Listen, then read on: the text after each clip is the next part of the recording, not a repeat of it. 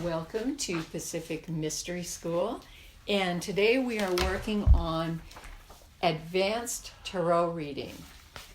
And since it's advanced tarot reading, I'm going to try to walk you through a process of taking your basic readings, your basic spreads, basic throws, and then turn them into a really advanced spread that will give you all kinds of information. So we're going to start with one question, and we are going to imagine that anyone participating in this, as you listen to it, that this question is going to absolutely apply to you. That 100%, the question is going to apply to you and the spread is going to apply to you. This is also the wonder of how you can use tarot for a group reading, because it absolutely works. Why does it work for a group reading? I can't answer the question. I can only tell you that I've experienced a lot of group readings, and it's very mysterious that it could apply to everyone at the same time, and that the cards could be right, that they would be right, and they would all make sense that the cards would make sense to each individual plus as a group. So some way that I see it happening is that when I do a group reading, or when we do a group reading, that there's a commonality we all share. But then there is something that feels to me like an arc of energy. It's almost like an arc of light that moves right out of the middle of the reading and goes to each individual who is listening, witnessing, attending. But why the right cards? That's the big mystery. And so I'm coming to the point where I admit freely and clearly and of my own volition, my own free will, that I am working with mysterious forces, because I can't understand why it works. My logical mind, my rational mind, my educated mind won't completely wrap around it. It's very mysterious. But what I've noticed is the longer I have worked with tarot, the more that mystery comes about, and that the cards are right. They feel right every time. Can't explain that either. Why this card and not some other card? Another thing I'll point out at this juncture is that when I first started doing the cards, when I got my first deck, and it was very early on, and it was just as kind of a game or I don't know. It was the beginning of these esoteric shops, you might call it, like stores. And I lived in Boulder, Colorado, where probably one of the first esoteric stores opened. And I walked in this store, and there was a tarot deck there. There was only one tarot deck at the time, one tarot deck on the market. This is 1971 or 2. And the tarot deck was the Weight deck. It wasn't even called the Weight deck. It was called the True and Original Tarot Cards, or whatever. It was called the Tarot Cards. There weren't any other tarot cards, right? It's the Tarot Cards. And later, we came to know it as the Weight deck, or the Weight Rider deck, or the Rider-Waite deck, or the Waite-Smith deck, or what have you, as we got more and more, thousands and thousands and thousands of tarot decks between, imagine that, 1972 and the present. In 1972, let's say 1972, me doing a reading for my housemate, getting the death card, becoming really scared because I didn't know what it meant. And I thought, oh no, oh my God, is she going to die? I mean, I didn't have, I did not have the life experience to pour into those cards and what those cards might possibly mean. And actually within about 10 years or so, 10, 15 years, I had a lot more life experience that I could actually pour into the reading of the cards. And then everything, the next time when I came back to the cards, in a different way after I'd been educated in different ways and so on, and understood some things about, this is what I didn't understand in the beginning, like say 1972. I did not understand anything. I'd never heard the word paradigm. I didn't understand anything about what that meant. I didn't understand anything about competing paradigms of thought or anything, or social theory or psychological theory or developmental theory or any of it. And then 10, 15 years later, when I had a pretty comprehensive education in those kinds of things, and then I looked at the tarot cards, plus I'd had a lot more life experience, those tarot cards came alive in ways I could never begin to capture, for lack of a better word. An amazing system. It is a paradigm. It's a developmental paradigm. It's an evolutionary paradigm that explains human thought. It's a map of human consciousness, and it goes beyond thought. It goes to feelings, and it goes to spiritual impulses, and it contains all of that, and then how we act on that as humans. That's the tarot. That's the way I see the tarot. So today we're going to look at this overarching question. And the overarching question that we're going to ask is a big one. We can make it even bigger if anybody has an idea. But we have to ask our question at the start, because asking our question is going to lead us into the reading and where we want to go with the reading. And now we're in advanced reading, right? So this is like the most advanced that I can impart right now. So the question is, what's our question, Maura? What's the most important thing that we can learn from the tarot, individually and collectively? What's the most important thing we can learn from the tarot, period? From the tarot. Period. Mm-hmm. But from the tarot, yeah. Mm-hmm. Individually and collectively. Okay, and this applies to our lives right now. How is the tarot our teacher? What is it teaching us? What is it trying to show us? And then this implies that, okay, for me, this implies that there's guidance, because I'm going to trust the cards that we get, and I don't know what we are going to get. Okay, so I'm going to shuffle the cards, and we are going to start with a basic reading, and then we're going to expand on it. Okay, so I'm shuffling the cards right now, and my intention right now, I'm going to shuffle until I get the message. So I'm always listening till I get the message that the cards are in the right order. Okay, so okay, here we go. Shuffle as many times. If I don't know, in the beginning, if I didn't know how many times to shuffle the cards, I'd shuffle them at least 3 times just to get them mixed up. But now I just listen until I hear, yep, they're in the right order. Somebody tells me they're in the right order.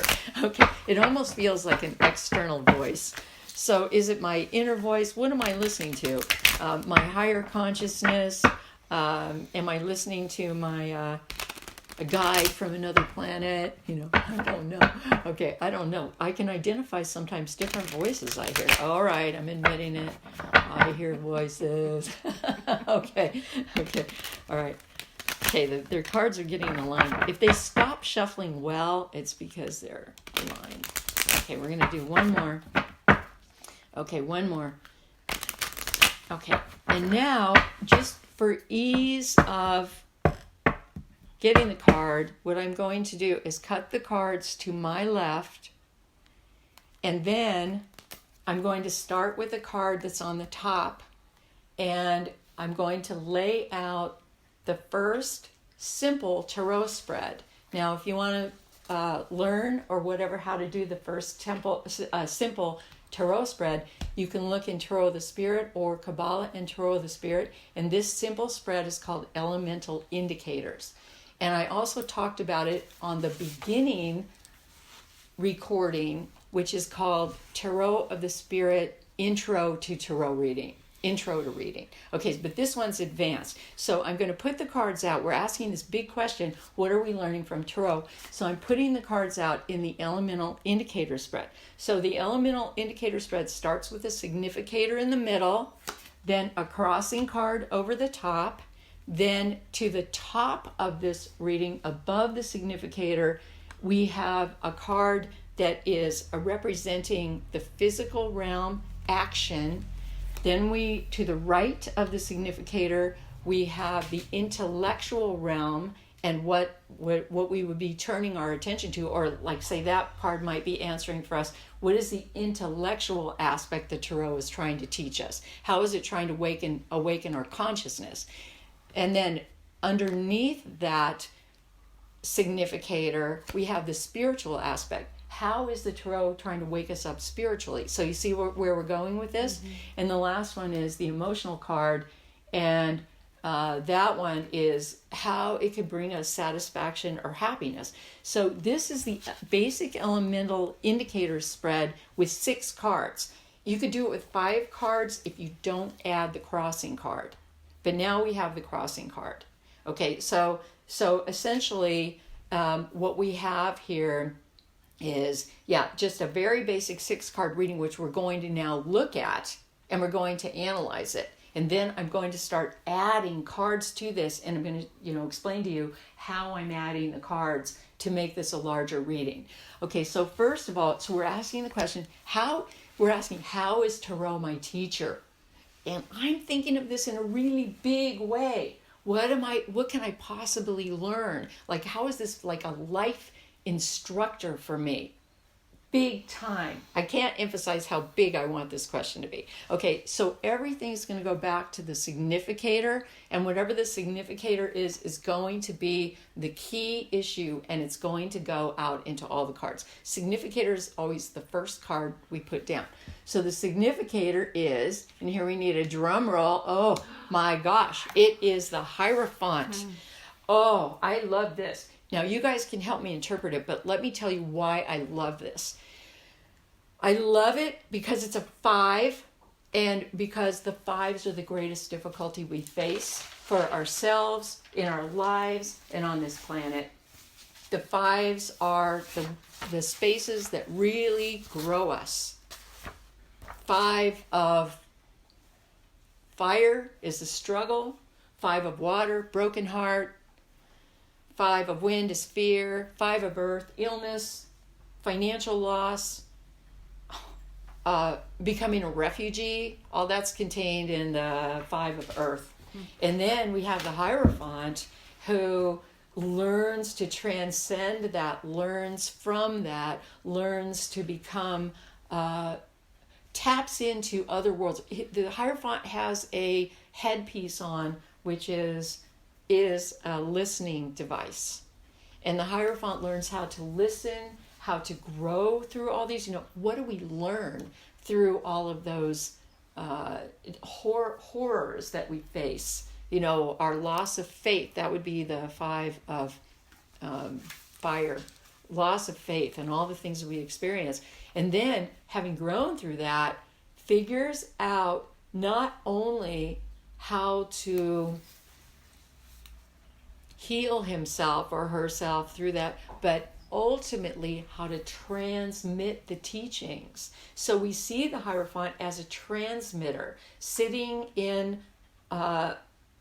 basically on the Akashic records or in the Akashic space, transmitting energies through her hands to the people who are at his feet. And those people at his feet happen to be the lovers. Representing basically all the complementary and supplementary forces and the fields of types of people and so on. So I love this card, the Hierophant. We're going to learn about how to walk through those 5s, and then how to transform them, and how to rise into that space of being a teacher, a spiritual teacher in the greatest sense of the word.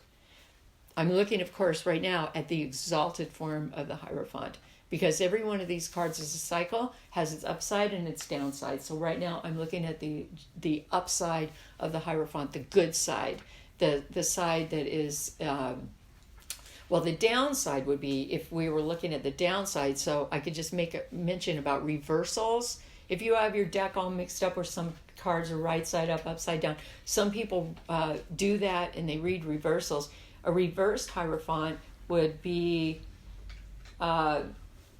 someone who occupies that position from a power perspective, but not necessarily from a heart perspective or from the deep internal space of understanding the whole picture. So this is a shamanic card too, meaning it's about after you've already been through your deep experience of, for lack of a better word right now, I'm just going to call it your deep experience of descent, dismemberment, all of the things that we go through. Then we resurface, and that's when we put ourselves back together. The wounded healer is the card of the wounded healer. But the upside down would be, or the unexalted version would be, if somebody finds themselves in a position of being a Hierophant, but it's more like a political position, and they haven't been through all of this stuff to qualify them to know all those things. So sometimes the Pope, at some point in history, the Pope has been thought of as an unexalted Hierophant because it becomes my voice is sticking there, but because it becomes a political position, and not necessarily a really deeply earned position. So our first card is the Hierophant. And we're still answering the question. We've just begun. We've only just begun, to answer this question about why. What about the Tarot?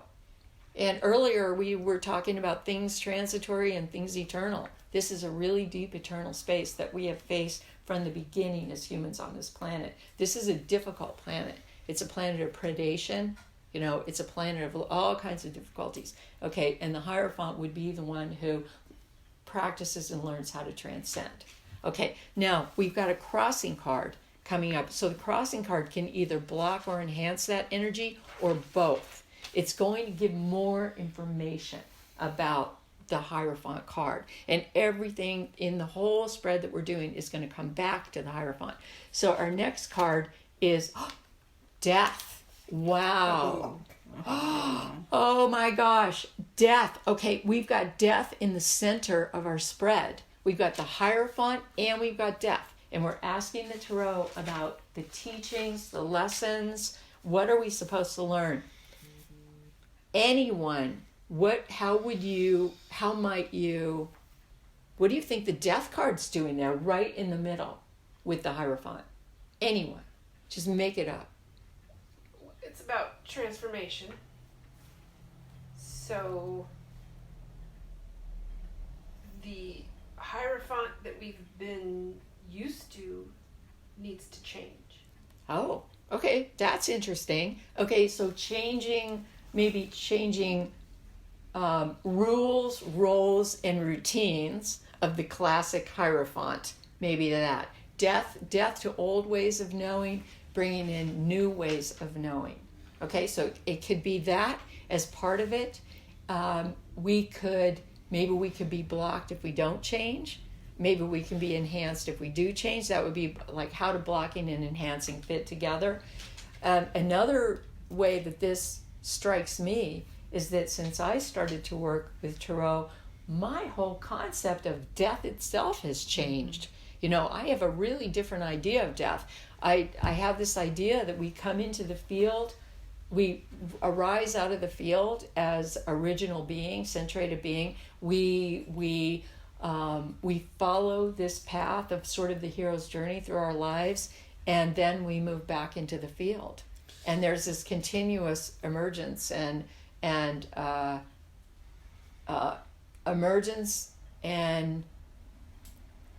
dissolution. It feels like it's a call to go deeper. Like, in other words, if the Hierophant takes the call to go deeper into the destruction, into the letting go of everything that is, then there's a possibility of another transformation or something new coming forward. So that's what hits me. Yeah. And also for me, if the Hierophant is going through these great struggles, you don't come out the same. Yeah. You can't come out the same. So death to the old self or perception of self or ego, or so that could be many deaths on lots of levels. Many Death of relationships may end when you go through struggles. Oh, everything may end, right? We could lose all of the things we know to be true. True And- or not true. Right, things that we believe we know to be true that are not true. Right. That we release, we release, and also in that process, we must, or we do, I don't know, come to terms with our own vulnerability. Because if we start stripping away things that aren't real, that aren't necessary, that aren't true for us, I mean, this is where this becomes very individual, because each one of us has our own process. We have our own ideas about what is true for us and what is not true for us. And then we outgrow, and then we have to release and get rid of, right? So I would say having the Hierophant crossed by death with the question that we are asking right now that's a very big answer. Even if we had no more cards in this reading. That's a big answer, and it's a lot to contemplate. And do I ever remember in the thousands and thousands of readings that I've done that particular combination? And the answer is no, I don't. No, I don't. That's the amazing thing about the tarot cards. So we have basically 78 cards in a deck, 79 in this deck, and it is always going to be a unique configuration. If you get a configuration that's not unique, that is worth paying attention to, because that would be almost impossible. Okay, so now let's go on. What else? I just want to say one other thing. I mean, that's the crossing card, and death in and of itself is a crossing. So, whether it's Transition. physical death or, death Yes. of reality, death of ego, what have you. Yes. And that position is also like something that might possibly be blocking us. It could block us. So maybe you could also consider that fear of death is blocking us. Fear of death could be blocking us. Fear of letting go. Fear of letting go. And the Not answering the call. Fear of change. Yeah, not answering fear the call. of not answering the call, fear of change. Okay, and also I didn't mention, but it's just leaping out at me on the Hierophant card. The card is Taurus, so it has to do with the earth itself, the earth plane. The earth plane. It's like a rising onto the earth plane and becoming like the spiritual teacher. And then there's death surrounding it in a way. Right? Okay. So, and here's another interesting thing about doing large spreads, which is what we're going to do right now. When you do a large spread, every card you turn over changes the meaning of the spread.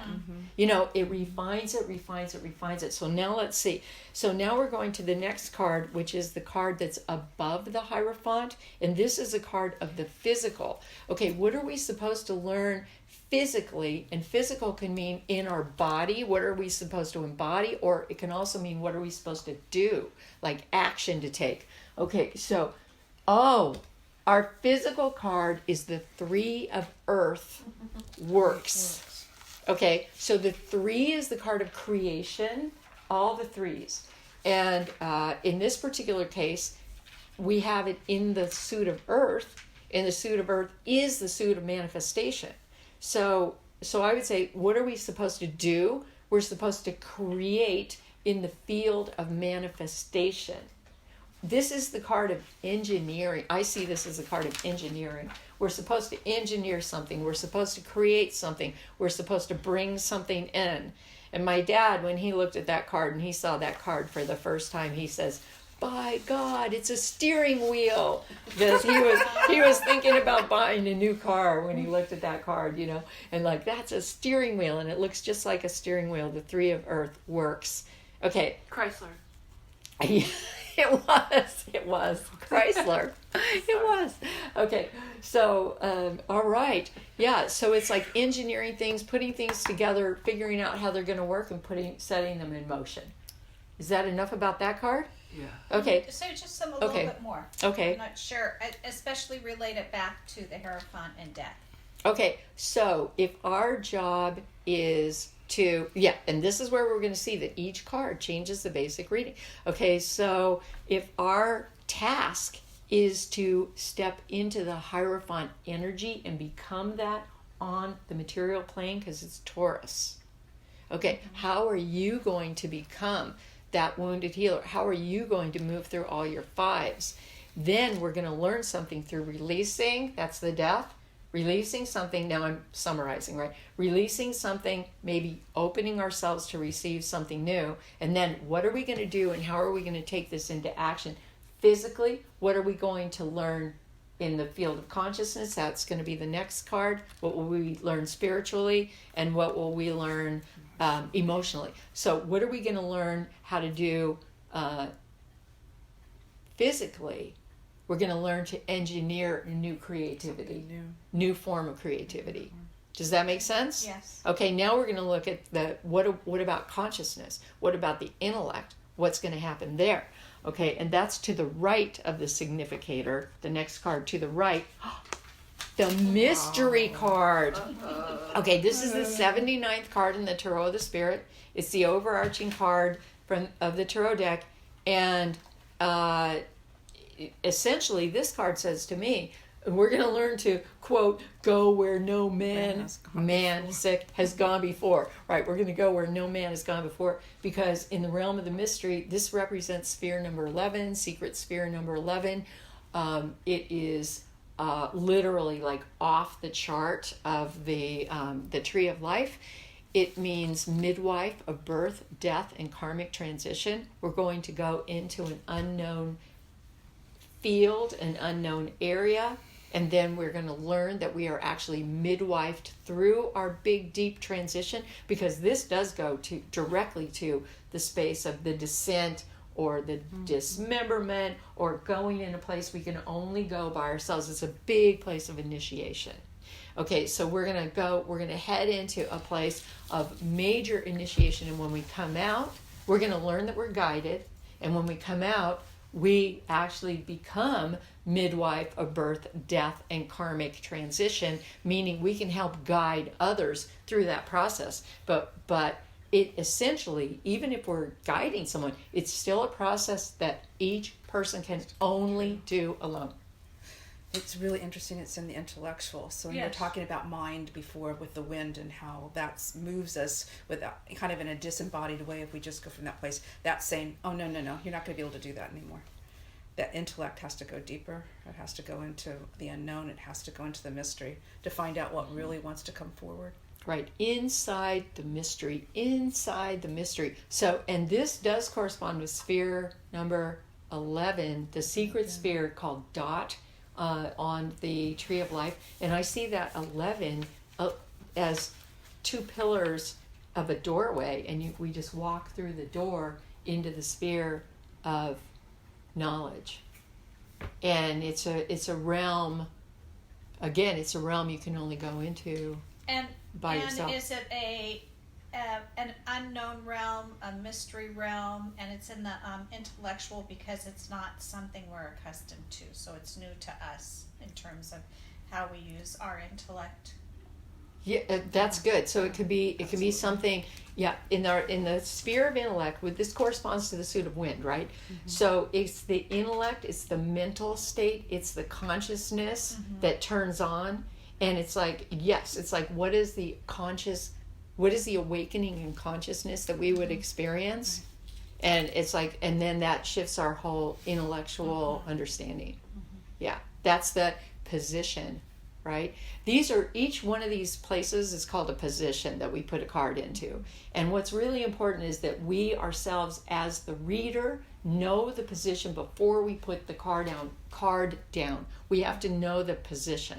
Okay, so right now we're doing the elemental indicator spread with the elemental indicators positions. And now we're going to go into the spiritual position, which is underneath the significator that is the Hierophant. So what are we going to learn spiritually? How will we awaken spiritually? And spiritually, for me, spiritually means how we are connected to the cosmos and how we feel. What is our sense of our that enlivens us and connects us to this whole world in which we find ourselves? That's the spiritual, for me, that's the spiritual path, which then moves into 24 hours a day, 7 days a week. It's everything we live. Our religion winds up being the way we live. Okay, let's see what it is. spiritually fire sister. Yes, and her secret name's the spark, the free spirit. She's a free spirit, spiritually. So we learn to, I'll just throw this out. We learn to claim our spiritual freedom and to revel in that, because she is reveling in that, and she is also in the business of creating a new world. How do I know that? I know that from the salamander at the bottom of the card, which indicates like the first being born in the new world is like the salamander. This is part of the legends or the symbology. She has a tiger, not just by the tail, but she has this tiger for hair. I mean, she is so inspirited that she is part tiger, and bringing this energy into the world with this amazing freedom. And she is in the suit of spirit, and she is appearing in the position of spirit. Yeah. It's the culmination of Whoa. the suit. She's the culmination of the suit, and she, in fact, all the sisters have something to do with earth because they represent sphere number 10, Malkuth, which is connected with the earth, and she's in fire, which represents spirit. So she is the balance between spirit and earth, and she is the bringer of spirit to earth.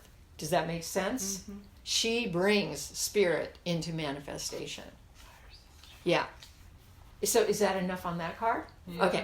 All right. Then the next card is going to be emotional. Like, what is the tarot bringing us or teaching us about our emotional state or about our hearts? Okay. And now we have strength. Okay. What do you think that means? What could that mean about our emotional selves? Anybody? Anybody have an idea? What number is it? 8. It's 8 in the major arcana. And we have it in the emotional position. This one isn't as straightforward as the other ones were, I don't think. But maybe it is. Something that the strength card says to me is establishing a good flow. And that being in the emotional section means kind of like naming what your flow is. Oh, Maybe. okay. And why do you say naming? Because that's the 8 power. Yeah, The power of 8. Okay, it's the power of 8, which is the power of symbolization, which identifies philosophies. Exactly. Names. Okay. And that helps the Hierophant teach. Okay, great. So if we're passing through, for example, if we are learning all these different things and then we are, in a certain sense, looking back on them or looking at them and figuring out where all the connections are, because what we see with strength is we see these 2 snakes traveling up the central pillar, and every place those snakes cross, the snakes are like electrical. It's like an electrical current, and each place they cross is like it charges the electrical energy. By the way, that is also the symbol for healing in Western medicine. It's called the caduceus. Okay, so we are learning here. So here's the stretch, right? That we are learning ways of healing, and because it's in the emotional position here, we are learning ways of healing emotionally, and we are also learning ways of encapsulating those messages so that we could possibly share them, and like you said, so that the Hierophant can distribute those messages. And okay, what does that have to do with emotion? It could have to do with emotional healing, but also it could have to do with that this brings us emotional satisfaction, that practice of learning how to heal and how to be strong. It's also a very centering card. There's a center pole. So there's a place where you're centered in yourself and your being, and then there's the crossover from the different energies going back and forth. So it's creating a synergy, but as it could be a supportive card to the Hierophant as all the tumultuousness is going on, that you stay in your center and in your core and in your heart, so that way you can bring the power of the crossing over, but it also, you stay centered. Exactly. So also part of standing in your strength is claiming your right to say yes or no, right? Yes. And so being emotionally true to yourself, to your convictions, to what you believe, Exactly. and claiming that right. Claiming the right to yes or no, to build up, to take down, you know, as it feels right to you, as it feels right to you, feels right. And so the feeling is an emotional experience, and that's intuitive, right? Interoception, feeling the perception of our internal organs and all our sensory systems and so on. And then, okay, again, what does this have to do with emotion? Also, because this is something that can bring us emotional satisfaction, because this is the position of what brings us emotional satisfaction. It's the position of emotional satisfaction, just like intellectual satisfaction, emotional satisfaction, spiritual satisfaction, you know. So what can help to bring us into a state of being okay with what happens? And I want to say happiness, but I don't know, that may be taking it too far, but at least to work with what is happening. You know, happiness and what happens is all interconnected. Okay. I'm having this thought about the Hierophant, who's the wounded healer, and when you go through wounding, there's so much emotions that accompany it, and with death, there's grief, but that feeling when you went through all that and came out of grief or anger, whatever, there's kind of this new emotional stability that you have, which is a place that you can actually teach from. Hard to teach from it when you're in the turmoil, but you can teach from it after you've gone through. Yes. Okay, fabulous. Okay, so learning from that, passing through it, and then becoming in a position to teach it. So, and now what we're going to do is we're going to add 4 more cards to this reading. So right now what we're looking at looks like a cross. Okay, and so what we're going to do is turn our cross into a square. And now we're going to change the spread. And the name of the spread is going to be called, once we get the next 4 cards down, it's going to be called the Emperor's Square. So I use the Emperor's Square spread a lot because it works for different questions. So the way we're going to do it is we're going to put a card face down that will be to the upper left of the significator. So that means it's going to be between the 3 of Earth that we had in the physical position and strength that we had in the emotional position. So it goes in the upper left. Next card is going in the upper right. I'm putting 4 cards down, face down. Then we have the lower left, and then we have the lower right on either side of that fire sister there. So now we have a square. Okay? So now we're going to go into the first card I put down, which is actually card number 7 in this reading, and I'm calling this the obsession card. Okay, obsession means what we want the most to happen, but we have the least control over. Okay, so what do we want to happen the most with what we want to learn from the tarot? Okay, the Empress, perfect. Creativity. We want to learn that. We want to know how to bring the 3 of Earth works into its power. You know, what are we going to put out in the world? How are we going to engineer things and bring them together? So the Empress is related to that because the Empress is a 3 and she relates to all the 3s. So yes, we want to know how, but it's the thing we have the least control over. What can we do? How can we do it? And the Empress is called, in Hebrew, she's called Dalet, which means the door. We want to be the door through which things enter onto our plane. We want to be able to open the door to receive and then also to deliver.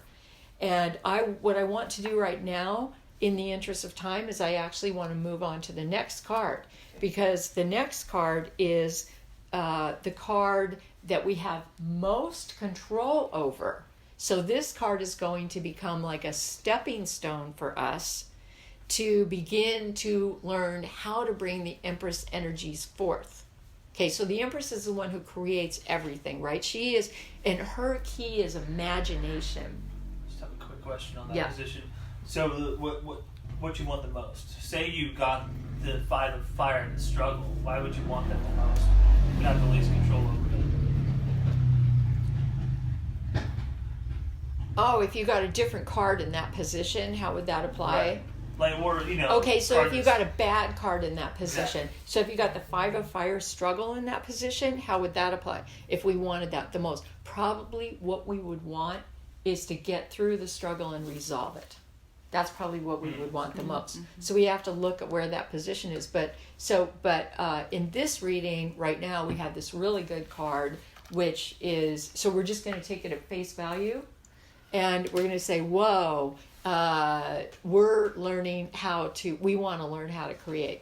Okay, now I'm going to turn over the next card, which is the one on the upper right of the square. And this one is the one we have the most control over. And as it turns out, this card is going to become a stepping stone for us to get into that Empress energy. And it is going to become the meditation card for the reading. Because once we start focusing on whatever this card is and we start processing it, then we're going to be learning how to work with the Empress energy of bringing in the creativity and the imagination. So that card is the 4 of Earth, power. Okay, that's our meditation card. So what do you think when you see, in order to bring in the Empress energy, we need to come into the 4 of Earth, power? What does that mean to you, 4 of Earth, power? It's Earth, so that's about manifestation. It's about the body. It's about stabilization. Okay, yeah. And it's called power. It's also about going through the door. It is a door. It is a door. Actually, it's a picture of a door on the card. Come to think of it. Mm-hmm. Interesting. And there's a keyhole, right? A keyhole. Right. Exactly. And the keyhole for turning it. What is the key? What is love. The key? The key is love. The key is love. The key is love. And it's got a peephole. By the way, okay, so on this card, we can learn that we have the power to open and close the door at will. We have that power. And we can look through the peephole to see if we want to open the door or not. Or if we want to walk out that door. Or if we want to walk in that door, depending. So this is about taking power over our own experience. And just as we say that, a motorcycle goes by, taking power over our own experience, goes right by and around the corner, right? Okay, so we're going to lean into our power. Okay, I think that's enough maybe on that card. Let's go to the next card. Okay, so the next card is the lower left of the square, the lower left card. And this card is the past. Okay, so what's been happening in the last maybe couple months around this issue, and then we're going to go into the future, what's happening in the next couple of months around this issue. So right now, so this just shows some cycles where we've been with regard to taking our power, claiming our power, opening the door, being in the Hierophant energy. Where have we been in the last couple of months? Where will we be in the next couple of months, okay? So last couple of months, this is the past, is the Hermit. So we've been in a space of the Hermit, but that energy is going to be leaving now as we occupy the next level. But what's the Hermit energy do you think that we've been in the space of with regard to the Hierophant in this whole picture? Contemplating? The Hermit's definitely a card of contemplation. But also creativity. It's a card of creativity, absolutely. It's creativity. It is also a card of healing. And teaching. And it's got, and it also has the Hebrew letter on it called Yod, Yoda, The hermit is the magic one who basically goes out to the forest, learns some stuff, hangs around, knowing this stuff until Luke Skywalker walks up and asks to be instructed. So basically that's the hermit energies. A lot of it's about healing. A lot of it is about also the hermit realizes how everything is interconnected. That's part of the hermit. That all that is contains the same spark of life. Everything contains the same spark. The hermit is the spark. And again, a lot about hands-on healing, a lot about healing, and a lot about being isolated, you might say, to learn all of these things. So we've been in a state maybe of isolation and learning how we are on fire with the energy, really, through the hermit. Is that enough? Mm-hmm. Okay, let's do the next card. So that's the lower right, and this is the next 2 months. So then, what's coming up for us? Oh, 10 of Fire, the cage. I've been contemplating this card, so I'm kind of excited that it came up. Because a lot of times I see this card and it worries me. You've got 2 horses. They're kind of trapped, trying to get out of a fire, it looks like. Okay, so my new hit on this card in the last 2 weeks, because I've been working with this card a lot, is guess what? We are living in a cage and a reality and a spiritual existence that is too small to hold everything we've learned. So we're going to have to expand that cage.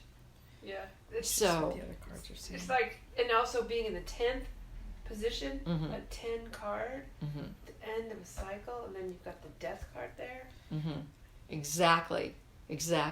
Okay, so let's think about expanding that, because look, if you look at the whole path through 9, as you said, it's a 10. If you look at the path of fire through 9, and 9, the 9 of fire is that Kundalini experience. Well, wait, let's back up to the 8 of fire is seeing how everything fits together at the same time. It's a lightning path. Then the 9 of fire is seeing that from a distance, from above, where you really get how it all fits together. And it's called the Eye of Fire. That's a Kundalini experience. And it's like, whoa, this is the most amazing, the way this all works. And then suddenly you're in the 10 of fire, which is the cage. That's when you land back down on the ground again after that amazing experience, and now you feel enclosed, right? You feel enclosed. Okay, we need to take this to another level. That is the teaching of this card. Let's move it to another level. We need to expand the art. We need to move out of our sense of confinement. We're burning up. Yeah. There's more to this. And we want to find the way through. So next 2 months we start looking on finding the way through. Okay, so now we have all our cards turned over. We are looking at 2 levels of the reading. One is the elemental indicators in the middle, and then we turned it into the Emperor's Square. And now we are going to go to the next level with this reading, and we're going to turn it into a whole new spread, and it's called the Expanded Maja Diamond. Maja is the high priestess, and she corresponds to the Magus. And so Maja means high priestess. So this is the expanded Maja diamond. And what we're going to do is put down 4 more cards. And when we put down the 4 more cards, we're going to get yet another level of the reading. So the first card goes on the top middle above the significator, the Hierophant. So top middle, so that's going to go above our 3 of Earth card on the top. The second card goes below the Fire Sisters in the very middle of the bottom. Okay, the next card goes to the left of that Strength card, right in the middle to the far left of the Hierophant. And the last card goes to the far right of the Hierophant, our significator. So now you see we have a diamond, right? So we just turned our square into a diamond. Now we got a lot of cards on the table. This is a very expanded, advanced form that we are looking at right here. Okay, so first we're going to look at the one on the top. the card on the very top. That's going to turn out to be our 11th card in this reading. I don't know if anybody's counting, but it's our 11th card. Okay, so this card is going to represent our external reality, what's happening around us or what's happening on the surface. And this card is the Six of Wind, clarity. And I just was really attracted to the astrology on the card. I always do readings based on what attracts me in that moment, because you could write volumes on any one of these cards. And what leapt out at me was the astrology, which is Mercury in Aquarius. So this is the Six of Wind. The card's the Six of Wind, clarity, and Mercury in Aquarius, because Mercury is all about communication and Aquarius is all about new thought, new ideas, new energy. And this card also contains a chalice and a blade. There's a chalice in the background. There's a blade in the middle. I see this card as being new ways of understanding ourselves, new ways of understanding our culture, being in conversation. That's Mercury. Being in communication about the future, what could happen in the future. So I would say, when I look at this card popping up, I would say we're part of a movement, because this is a surface reality. We're part of a movement. We're part of a lot of people who are looking at new ways of knowing, at new ways of being, the chalice and the blade have to do with equal amounts of action and emitting energy and talking, and then receiving on the other side, receiving, listening, and then working those energies together in equal amounts. And the card's called clarity. It's a 6, so the 6s are all about synergy and balance, right? Okay, so that is on the surface of what is going on or outside of ourselves in the external world. That's what that position means. And now the next card we're going to look at is a deep internal soul level, like what's going on for us on the soul level. So this would be for each of us individually and way internal. And that card is the Chariot, number 7. So what do you think of when you think of that, the Chariot, and what's going on for us inside? Another transformation card. Yeah, absolutely. And what do the 7s represent? All the 7s. Vision quest, the journey, the vision quest, the journey. The power number 7 is transmutation, right? Okay, so it's like here we are, deep internally going on a major journey. Of the soul. A major journey of the soul. It could be an outer journey that we actually go and travel on, because this would be the card where it says, oh, this is the classic card where the tarot reader says, oh, you're going on a journey. You'll be going on a journey. Oh, you will learn a lot on this journey, bon voyage, Like good an luck. love journey. Right, exactly. You're going on a journey. Okay, and so I also love the Rumi quote that I associate with this for the Fool's Journey. The quote I use on the brochure for the Fool's Journey, which is, journeys bring power and love back into you. If you can't go somewhere, travel in the passageways of your mind. So it could also be a really deep journey into the inner self. So I love that about the Chariot. And we are going to learn on this deep journey. We don't even know what we're going to learn yet. That's what the Chariot says. We don't even know yet, but we're going to go on the journey and we're going to see what we find out. So that's on a soul level. We're on a deep soul journey. And then if we look at the next card, it's also a past card, but the last past card we were looking at was the last 2 months. That was the Hermit. So that's what's been going on with us for the last 2 months. But now we're going to look at a really short time frame, the last 2 weeks. So within that large span of the Hermit and all we've been learning about. Now, what about just the last 2 weeks, just now? What have we been learning from the Tarot? 3 of Fire, Birth of Light. Okay, so how would you interpret that just right now, just in the last few days, the last 2 weeks? Within this large expanse of the Hermit that's been going on for the last 2 months, how would you interpret 3 of Fire, the birth of light? Anybody? It's a 3, right? It's a great I always think it's a creative 3. Like It's a creation. Creative approach to spiritual practice. good, great. Creative approach to spiritual practice, creating spiritual practice. In terms of the hermit, though, part of the hermit is that not keeping your light hidden underneath the bowl, right? Mm-hmm. And birth of light sort of implies that you've lifted the bowl. Oh, okay. So lifting the bowl, lifting the basket, right? Taking it off and revealing the light. So that could be part of it too.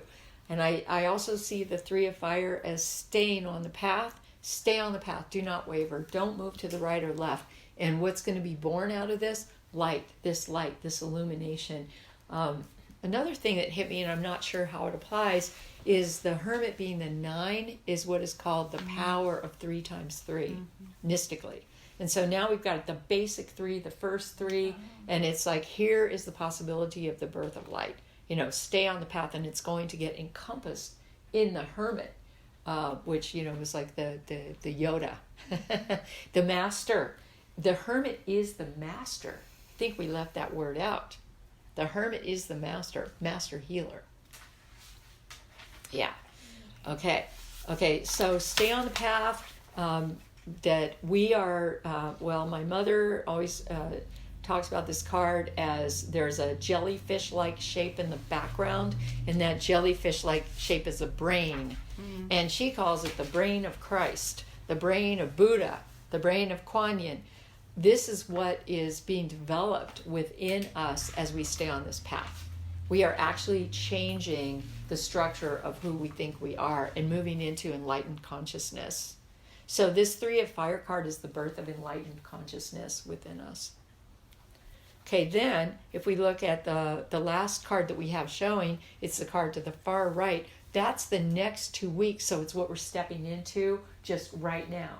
Like what we will be moving into, even as we turn over the card. It's what's going to be starting to happen. Okay, and it is the 8 of wind power shield. Okay, anybody have any ideas on that card? 8 of wind power shield. Look at this. It's interesting that we have in our meditation position, if you can remember back that far, what's our meditation card to get us going? We have the 4 of earth power, opening and closing the door. And then coming up for the next 2 weeks, we've got the 8 of wind power shield. And in this card, we lay down the struggle. All the swords are laid down and brought to rest. And the shield is created by, it's a triangular image above these swords which are laid to rest, and it's created by the power of our own truth, the power of our own love, and the courage of our convictions. So that's all the power we need. We don't need the weapons. We don't need the aggressive aspects. What we need is our truth, our love, and the courage of our convictions, and that's all we need to stay in our power. Love is the greatest power of all. It's the power that transcends everything. All other forms of power eventually lead to war. Love transcends all. And that's one of the things that we learn in this card, that our love is going to transcend it all. And sometimes when I see this card, I think of Martin Luther King. He knew he was in a situation of grave danger, and all of that. And yet his love was so great that that was what led him. And you can just see him, you can just imagine him speaking or marching or whatever he was doing in a state of love. That doesn't mean that he wasn't scared from time to time. But love is the main thing that can overpower fear. Like if we're going from our truth, our love, and the courage of our convictions, that means that what we believe is so strong, it's going to overpower everything else and allow us to be in that position. Okay, and so if we relate it back to the Hierophant, we just let the struggle go about becoming that, about becoming the Hierophant. and just step into that. Release, back to the death. Release, release, release. Be willing even to face our own death for what is the most deeply important to us, which is the power of knowing, being able to transcend the fives and then transmitting what we've learned. Okay? So does all this make sense so far? Yes. Yeah, I have a kind of a practical question.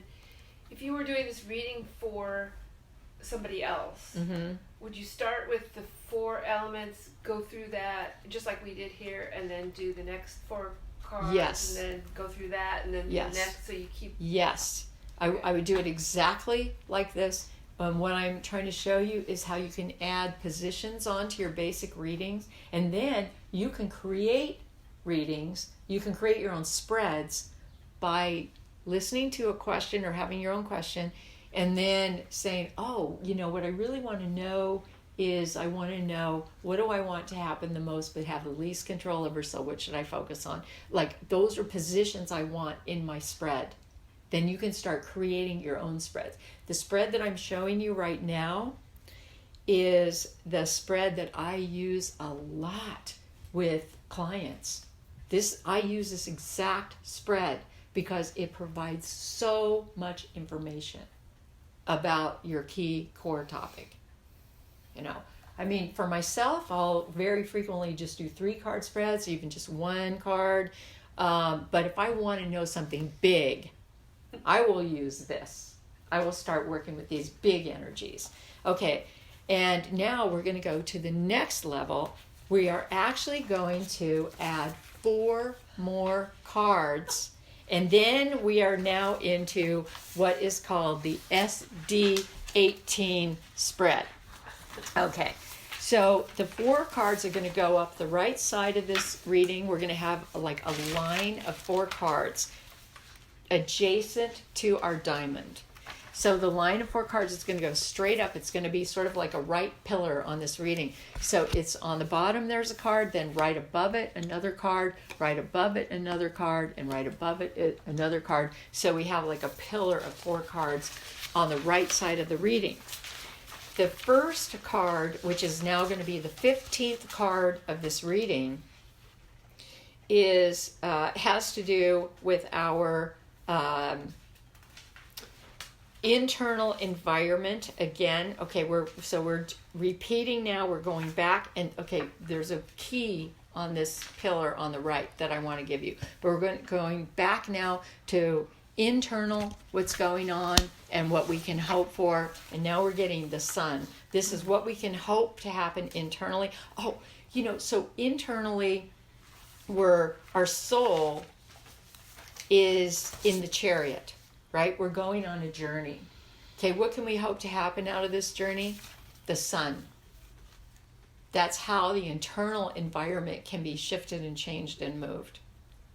The sun. Okay, I'm going to call it enlightenment. That's being at the top of the tower in a state of innocence, in a state of beauty, in a state of childlikeness, with flowers everywhere, after the journey, after the tower, with the sun shining down. This is a card, by the way, one of the things I love about this card, it is the card in the deck, by the way, of spiritual enlightenment or cosmic awakening or cosmological awakening.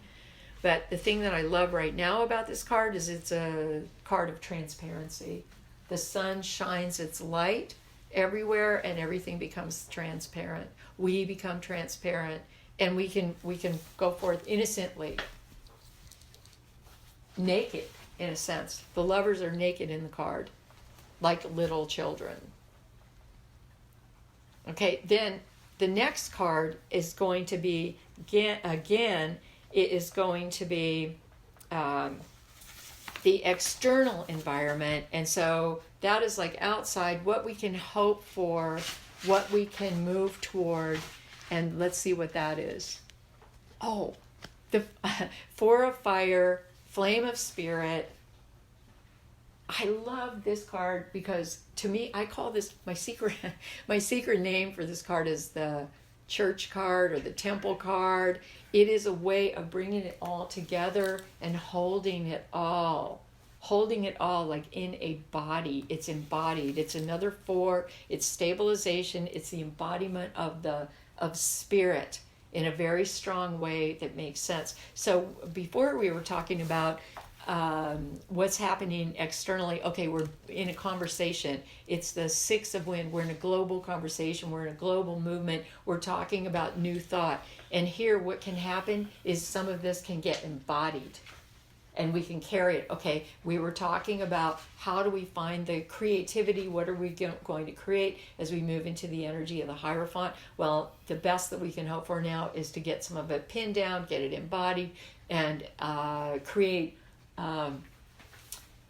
maybe it's something like a body of spiritual teachings or something like that. Or this is what we're learning, because our question is, what are we learning from the Tarot?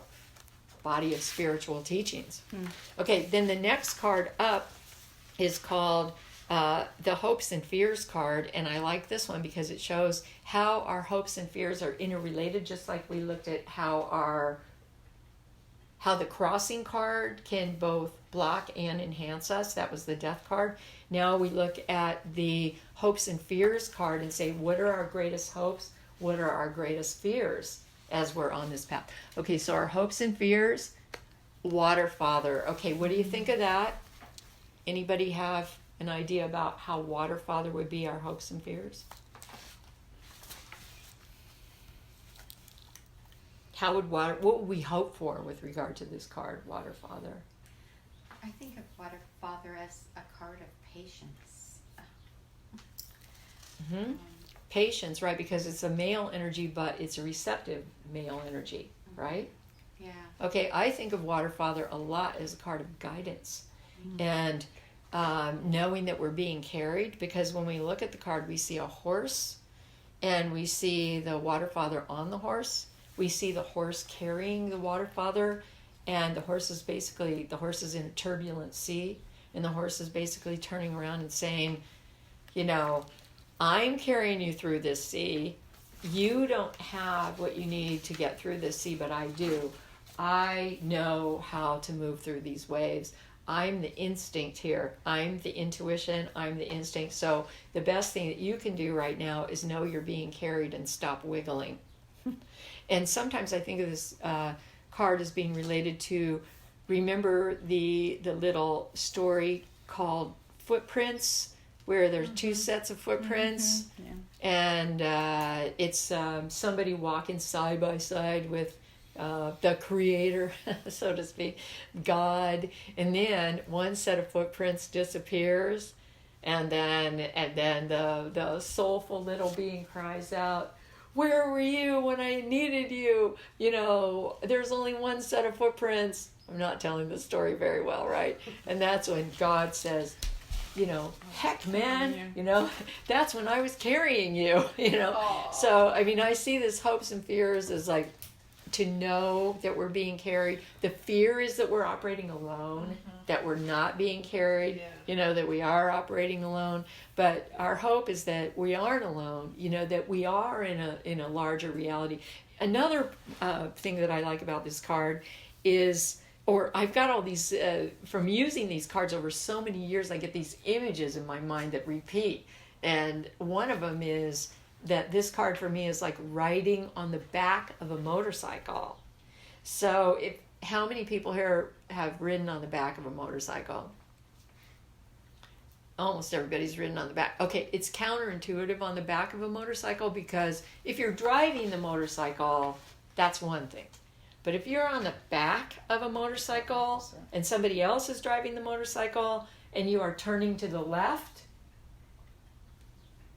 instinctively on the back you sort of want to lean to the right to balance the motorcycle, because when you turn to the left on the motorcycle actually leans to the left. It leans over, which is very uncomfortable if you're on the back, because it's like, if you lean into the left turn, it feels like it's going to fall over, and it feels like your weight is going to help the motorcycle fall over to the left, right? So if you're on the back of the motorcycle, you have to learn how to lean into the turns. When the motorcycle's turning left, you stay right, you feel the energy, and you lean to the left. When the motorcycle turns to the right, you feel the energy, you lean to the right. And that is in a weird way counterintuitive. But this card, the Water Father, is like riding on the back of a motorcycle. Trust. Trust. It's all about trust. It's all about faith that this is going to work. This thing is going to work. What are all the fathers again? The fathers all represent spirit. Spirit. The spiritual energy. They're the spirit of spirit. But since this father appears in water, so to speak, it's a balance between that spiritual, sparking, enlivening energy and water, which is the receptive, loving, beautiful, energy in that way. So the fire, you could say in this card, Water Father, Fire Father gets tempered by the water and gets changed by the water. Okay, we have one more card in this reading. This is a lot to take in. It's a huge reading, right? So our last card is basically the resolution for the whole reading. So we're asking the question again, what are we learning? What is Tarot teaching us? What are we learning as individuals? What are we learning as a group? And we have one more card, and that is the resolution of the whole reading. Okay, the whole spread. And that one is Wind Brother. Okay, so we're back to the wind again. The brothers all represent the mind and consciousness. The Wind Brother represents consciousness as well, and the mind and the mental state. So when we have Wind Brother as the resolution, what do you think that would mean? New thought. Totally, I would say yes, new thought, absolutely. And you can see Wind Brother, his sword has now turned into feathers. It's turning into feathers, and what he's doing is he's got that swirling, and he's moving out of darkness into light. Okay, he's also the mind of mind, which if we didn't have all the rest of this going on here, that could be off balance, just being the mind of mind. But we have all these other things going. So I would say that with the rest of the reading, that what the Wind Brother is doing is he is integrate as fast as he can. He is integrating all this, memorizing all this, getting all this in order, getting all of it together, getting all of it clear. And so he is getting clear. And by the way, he's very vulnerable. He's very vulnerable, just like death. In fact, he looks like a skeleton. Mm-hmm. He's very vulnerable, and he may be stripped down and getting ready to also layer on the new life. But this all goes back to the Hierophant, and the resolution of the reading goes back to the Hierophant. So what do you think that means if our resolution is Wind Brother, but it all is going to go back to the significator in the beginning, which is the Hierophant? So what do you think that means? Spread the word. Yeah, and integrate. I think integration of the teachings, and anything else that comes to you? Well, Wind Brother is a warrior energy as well. So if you integrate it, you can become a champion as well for what you're learning. That's true. Yeah, that's good. So that's like spread the word, become a champion of what you're learning. So first, to integrate it in a way that really makes sense intellectually, because it's an intellectual card. So with regard to consciousness, to be able to do that, to be able to understand it, right? The kind of hit I just got of after looking at the card there is like sweeping out the house furiously. You've got this warrior energy just cleaning out the cobwebs and sweeping it all away till you get down to like what's really clear. And so when the Hierophant comes back and is the wounded healer and the teacher, it's like really cleared out all the old stuff so that the new stuff can come in, but really like forcefully. Yeah. Mm-hmm. Well, right, and he's cutting away, he's cutting stuff away. It kind of, to me, it seems like he's a reminder that we're in the process still of the death with becoming the Hierophant, the new Hierophant. Because basically death is telling us the old ways of the Hierophant aren't going to work. There's a new deepening, and he's in the middle of it. I mean, he's the reminder that, he's vulnerable. He's a skeleton. He's still, cutting away things, letting go of his sword. Absolutely. So it feels like it's alive to me. Like this whole process is living through us right now. Well, and he's also the card of analysis, right? So after you've been through a cycle of learning, there can also be that period of time where, it's not just integration, but there's a mental analysis that happens as well, at least for me. Of course, that's my birth card, so. And the analysis, so we're making the point, which is really a great point, that there are 4 suits in the tarot, that there's the spirit, the heart, the mind, and the body. And we also have to say that as a species, our great talent is our ability to organize, to make sense of, to reflect on our own experience, to change things, to create the future. That we have amazing talent in that as a species, to symbolize things and to carry them forward. And so it's interesting that we are ending with that particular card, which is about analyzing, understanding, and carrying forward. So back to, what is our, if we're saying, what are we being taught? What are we learning? What is our mission then that comes out of this? This is repetition. This is just summarizing the reading. What's the major revelation or major issue that comes out of this reading for you, or how you would encapsulate it? So the question is, most important thing to learn.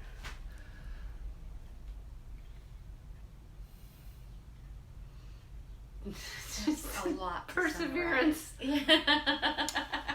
Perseverance, for sure. Perseverance in our path to become our pathways of becoming the Hierophant, which is the central issue. Right. Learning the ways of the Hierophant, learning how to let things go. We need to let go. Learning to welcome change. To welcome change.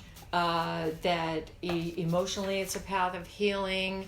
Consciously it's a path of descent and reemergence, or something like that. Physically it's a path of creating the new. That's the 3 of Earth works. It's about becoming the fire sister, spiritually, the free spirit who creates a new world. But the key of it all is the Hierophant, right? That's the significator. So the Hierophant is the main thing. Listening, learning how to listen and how to transmit those messages that are coming in. So this is the greatest thing we can learn. We can start to learn ways of living. I'm looking at the sun right now, that are conscious and that are transparent, and ways of holding this information or encapsulating the information. That's the 4 of fire.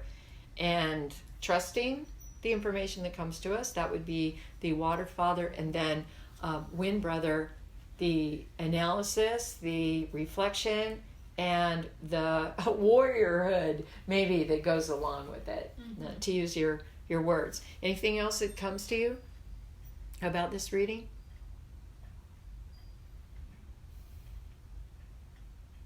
There's a pregnant pause. It's a lot to take in. It is a lot. There's a lot. But this shows you the possibility for expansive tarot readings. And let me just say that the elements of this reading, the elemental indicator spread, the slightly different version of the Maja Diamond, and this also relates, you'll see, to the Celtic Cross, which is a very widely used tarot spread. And it has some of these elements in it as well. So you're going to see that this is an expanded version of various others, and you can create your own. But if you look in Tarot of the Spirit, the book Tarot of the Spirit, it has several readings, and they are contained in this. It does not have a reading this big in it. Same with Kabbalah and Tarot of the Spirit, which also has readings in it, or spreads that you can use, not one this big. So this was called the SD18. What does SD stand Okay, for? I did not, I made up the spread, so to speak, but I did not make up the name. So the name was made up by William, who did all the graphics for the books, and he called it SD18 because I couldn't come up with a name, and there are 18 cards in the reading. SD stands for super duper. So there you go. So this is a super duper 18. All right. So we'll end at that in this moment with this information. And now you can see how to make a very complex spread out of the pieces and the aspects that we already learned in very simple spreads, with very simple spreads. So this is it. Okay. Are we okay? Ding. This is it. All right. So we will come to an end there. Wishing you all kinds of revelations as you practice with the bits and pieces that are contained in all of these different ways of doing tarot readings.